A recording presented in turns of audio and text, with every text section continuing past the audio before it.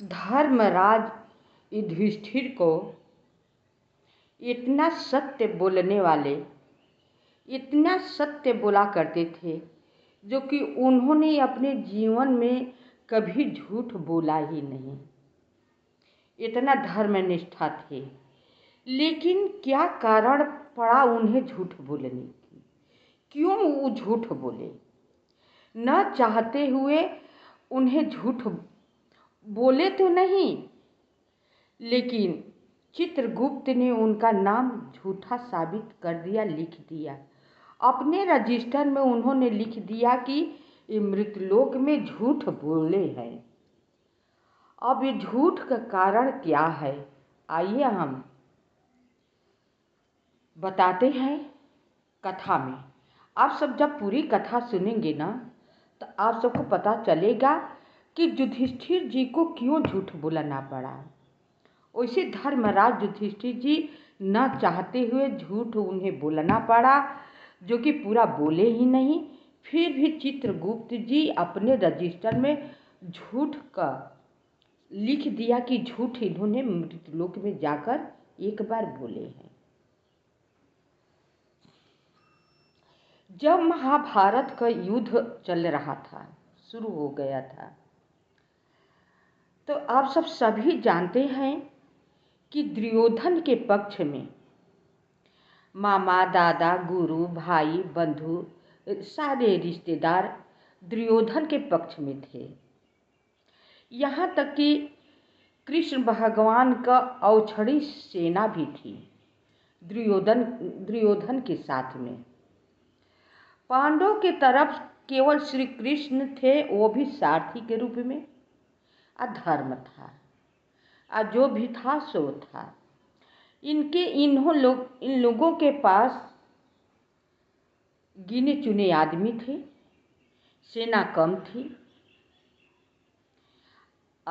धर्म था, भगवान साथ में तो थे। तो जानते हैं कि जिधर भगवान रहेंगे उधर क्या कभी हार हो सकता है। लेकिन यह ज्ञान दुर्योधन का न था। दुर्योधन के पता था कि कृष्ण जी भगवान है, लेकिन वो धन का लोभी इतना थे कि उसकी आंख पर पट्टी बंध गई थी। उसे भगवान से या दुनिया से मतलब नहीं था। उसे यही था कि भाइयों को हम हिस्सा नहीं देंगे, बस यही कारण था। ये लोगों को हम हिस्सा अपने में, ये राज्य में नहीं देंगे। युद्ध का नंबर आया तो दुर्योधन की तरफ भीष्म पितामह, द्रोणाचार्य, कृपा, गुरु कृपा, जितना जितना धनुषधारी थे वो सब दुर्योधन के पास साथ में थे। भीष्म पितामह चाहते तो अर्जुन का साथ में हो जाते, लेकिन नहीं हुए। जो कि प्रेम दुर्योधन से अधिक अर्जुन सब पांचों भाइयों के करते थे। लेकिन युद्ध के जब समय आया ना, तब सब लोग दुर्योधन के पक्ष में हो गए।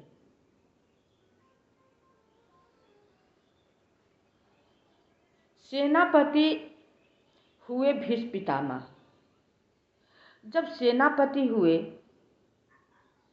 तो आगे युद्ध में वही चला करते थे। जिधर जाते उधर पांडवों की सेना तहस नहस कर देते थे, मार करके सब समाप्त कर देते थे। लगता ही नहीं था कि मतलब ये पांडव सब जीत पाएंगे। कृष्ण जी का भी ये प्रस्ताव था कि हम रहेंगे पांडवों के साथ, लेकिन अस्त्र शस्त्र नहीं उठाएंगे। हम सारथी बनकर केवल रह जाएंगे। तुम्हारे रथ का मैं सारथी बना रहूंगा। उस पर भी अर्जुन मान गए।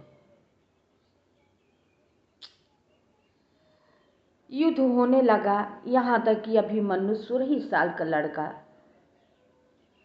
वो भी मारा गया, सब मारा गया, सब मारे जा रहे थे, सब मारे जा रहे थे।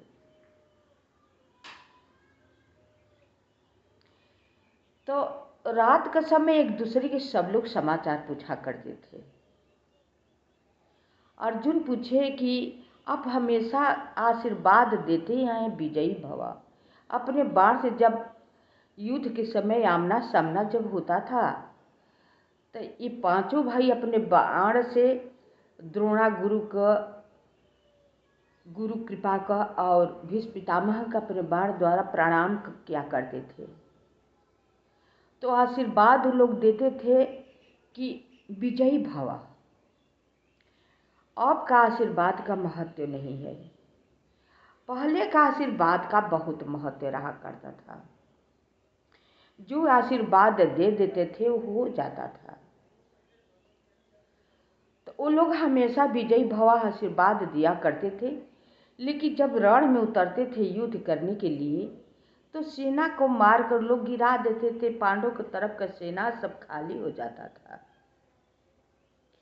मिलने गए अर्जुन भीष्म पितामह से बोले कि हे तात, आप कहते हैं आशीर्वाद देते हैं विजयी भव, लेकिन आप जिधर रण में जाते हैं सेना सारी के सारी आप साफ कर देते हैं।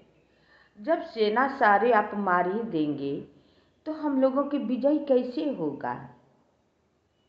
यह बात सुनकर भीष्म पितामह चुप रह गए।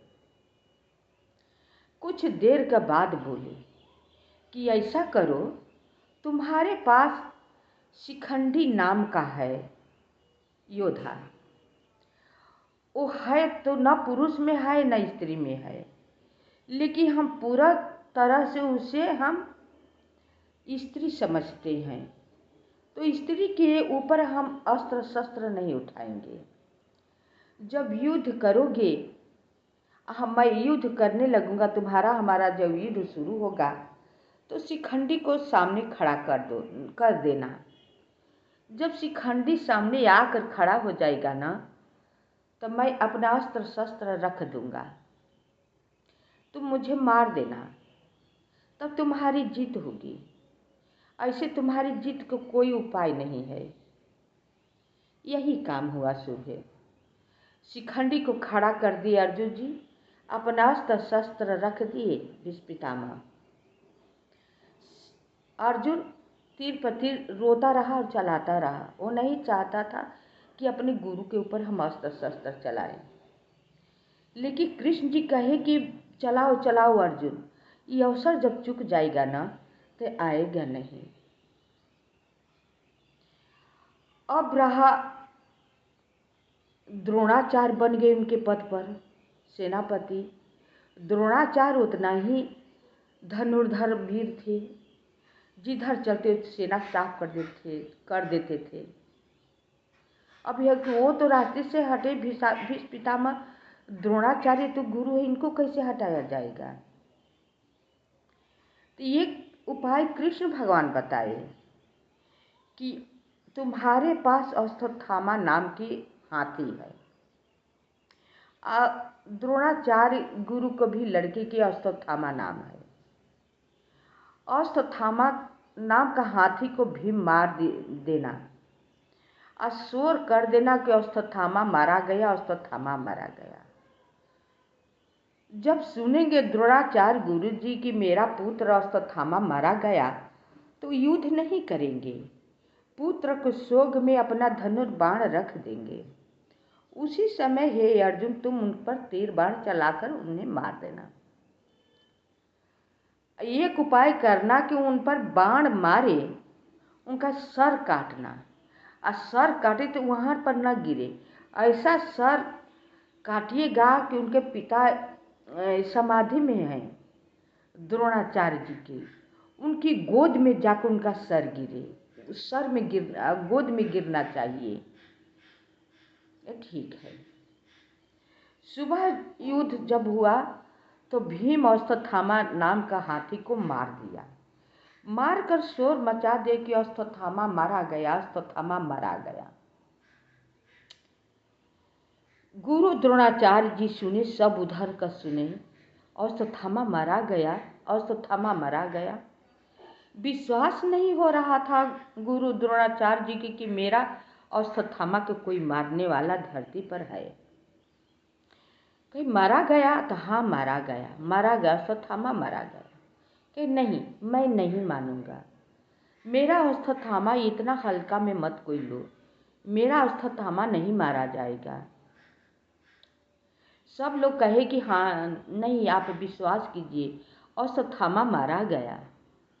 अच्छा ठीक है, जब युधिष्ठिर बोल देंगे कि अश्वत्थामा मार गया तो मैं मान जाऊंगा, अन्यथा किसी के कहने पर मैं नहीं मानूंगा। क्या हुआ कि अब समस्या खड़ी हो गई, क्योंकि युधिष्ठिर कभी झूठ बोलते थे नहीं, इसलिए सब जानते थे कि युधिष्ठिर कभी झूठ बोलते हैं नहीं। तभी कहे द्रोणाचार्य की अगर युधिष्ठिर कह देंगे कि अश्वत्थामा मारा गया तो मैं मान लूंगा। अब कृष्ण भगवान कहे कि देखो भैया युधिष्ठिर जी से, ये जीत तुम्हारी हाथ में है।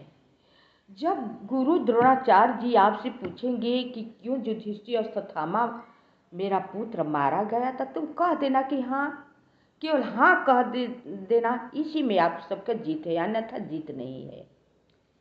युधिष्ठिर जी के कहना था कि मुझे राज मिले या न मिले, जीत हो या न हो, परंतु मैं हाँ नहीं कहूँगा, झूठ नहीं बोलूँगा।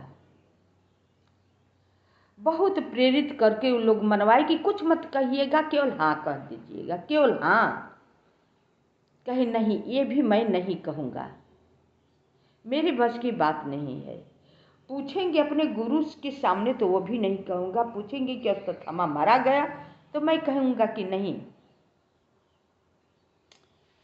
कृष्ण भगवान बहुत चतुर चालाक हैं। अच्छा चलो, तुमसे पूछेंगे तो देखा जाएगा। बुलाया गया है अर्जुन जी को।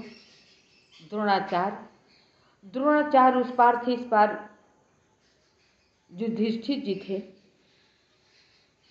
पूछे द्रोणाचार्य जी, जब प्रणाम किए अपने बाण से युधिष्ठिर जी द्रोणाचार्य अपने गुरु जी को, तब पूछे कि क्यों युधिष्ठिर मेरा अश्वत्थामा युद्ध में मारा गया? तो उन्होंने कहा हाँ।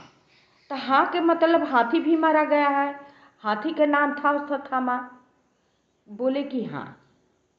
तो फिर उन्होंने पूछा है कि नर की मतलब तुम्हारे पास हाथी है, नर की नारायण? तो नारायण को आदमी बोलते हैं अश्वत्थामा को, और नर माने मनुष्य, हाथी। अभी पूछे तो कहने चले युधिष्ठिर जी कि मतलब नर कहने चले, और तब तक से श्री कृष्ण जी अपना शंख को बजा देते हैं। इतना जोर के बजाई कि पूरी ध्वनि गूंज उठी। अब यहाँ आग का रुक गया बात की मतलब नारायण अश्वत्थामा आदमी पुरुष मारा गया, यानी आपका लड़का मारा गया है, हाथी नहीं। जब ये सुने द्रोणाचार्य जी तो अपना धनुर्बाण रख दिए। इसी पर कृष्ण जी बोले अर्जुन बाण चलाओ, ये भी समय चुक जाएगा तो आने वाला नहीं है। गुरु द्रोणाचार्य को कोई मारने वाला है नहीं, बाण चलाओ, लेकिन हाँ ध्यान रहे कि इनका सिर कटे तो इनकी पिता के गोद में जाकर गिरना चाहिए। बोले ठीक है। इतने में अर्जुन जी ऐसे बाण चलाए कि उनके सिर कट करके और जाके जहाँ उनके पिताजी समाधि में बैठे थे वहाँ जाके उनके गोद में गिर गया। हाहाकार मच गया दुर्योधन तरफ कि गुरु द्रोणाचार्य भी मारे गए, मर गए तो मर गए। जब शरीर सहित पांचों भाई का द्रौपदी को लेकर के 6 एक कुत्ता था साथ में गया। सात सात लोग शरीर सहित स्वर्ग जाते हैं, जो कि नियम नहीं है कि मृत लोक में जो आया है स्वर्ग शरीर सहित स्वर्ग में जाए, लेकिन वो लोग जा रहे थे। तो द्रौपदी बाणा नाम की सरस्वती, वहीं पर नदी बहती है, हम देखे हैं, वहीं पर अपना गल गई। मतलब जगह जगह जगह जगह पर सारे भाई गलते गए, भैया मैं मरा मैं मरा। पीछे उलट कर युधिष्ठिर जी नहीं देखते थे, कहते थे कि जाने दो जाने दो। अर्जुन मरा तो कहे भैया मैं मरा, मर जाने दो। उनका अपने धनुर्धर पर बहुत अभिमान था। भीम मरे, भैया मैं मर रहा हूँ, जाने दो मर जाओ, तुम्हारे अपने बल पर बहुत अभिमान था। नकुल सहदेव बोले तुम्हारे अपने घुड़सवारी पर बहुत अभिमान था, तुम्हारे अपने पंडिताई पर बहुत अभिमान था। सबको कहते चले। द्रौपदी मरी, उनको कहे कि इनकी अपनी सुंदरता पर बहुत अभिमान था। सबको कहते गए। युधिष्ठिर जी पीछे उलट कर नहीं ताके। अब वो झूठ झूठ कहाँ बोले हैं? बोले तो हैं युधिष्ठिर जी सही, लेकिन चित्रगुप्त जी झूठ लिख दिए थे रजिस्टर में कि महाभारत के वक्त युधिष्ठिर जी झूठ बोले हैं, पाप लिख दिए। उसी पाप की वजह से उनका एक पैर, दाहिने पैर का अंगूठा गल गया। कैलाश पर पहुंचे, उन्हें विमान आया ले जाने के लिए। तो सब लोग तो मर गए थे, साथ में कुत्ता जिंदा था।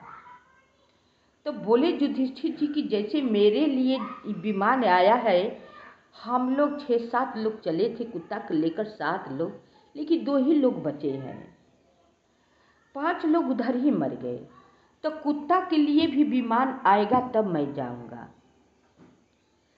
अब कुत्ता क्या हुआ कि धर्मराज जी थे, अपने रूप में प्रकट हो गए। कहे नहीं पार्थ, कुत्ता तुम्हारे साथ नहीं था, कुत्ता के वेश में मैं तुम्हें रास्ता दिखा रहा था आगे आगे, तुम चलो विमान पर बैठ जाओ। तो कुत्ता अब इधर से गया तो गया, कुत्ता तो कहलाया, अब हंस के रूप में कैलाश पर बिठा दिया गया। युधिष्ठिर जी गए विमान से बैकुंठपुरी। वहाँ चित्रगुप्त जी के यहाँ होकर जाना पड़ता है। चित्रगुप्त जी के यहाँ गए, कहे कि तुमने जिंदगी भर में पाप नहीं किया है, कभी कुछ नहीं किया है, लेकिन युद्ध के समय एक बार झूठ बोला है। बोले युधिष्ठिर जी कहाँ मैं झूठ बोला हूँ? तो बोला है, अश्वत्थामा हाथी मारा गया था, तुमने बोल दिया कि पुत्र द्रोणा गुरु का पुत्र मरा है, उसी झूठ का पाप लिख दिया गया है। उसी कारण तुम्हारा पैर का, दाहिने पैर का अंगूठा गल गया, पाप का कारण। अभी भी कुछ प्रायश्चित पूरा तरीका से नहीं हुआ है। देखिए कि उस झूठ के कारण, जो कि कृष्ण भगवान शंख बजा दिए थे, जानबूझकर झूठ बोले थे नहीं, लेकिन वो भी चित्रगुप्त जी लिख दिए थे, और उसी के कारण उनका पैर का अंगूठा गल गया। अभी भी कुछ बाकी था।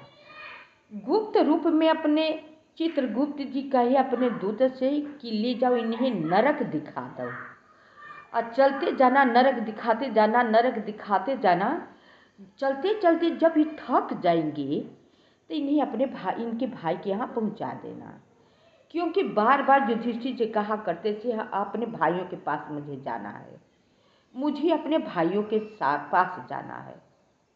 अपने दूत को लगा दे कि जाओ इन्हें अपने, इनके भाई के यहाँ पहुँचा दो। तो भाई के यहाँ न ले जाकर नरक की तरफ ले गए। कोई मरा रहा है, कटा रहा है, चक्की में पिसा रहा है, पीप की नदी बह रही है, गंध आ रहा है, चित्कार मचा हुआ है, आय आय कोई करा रहा है।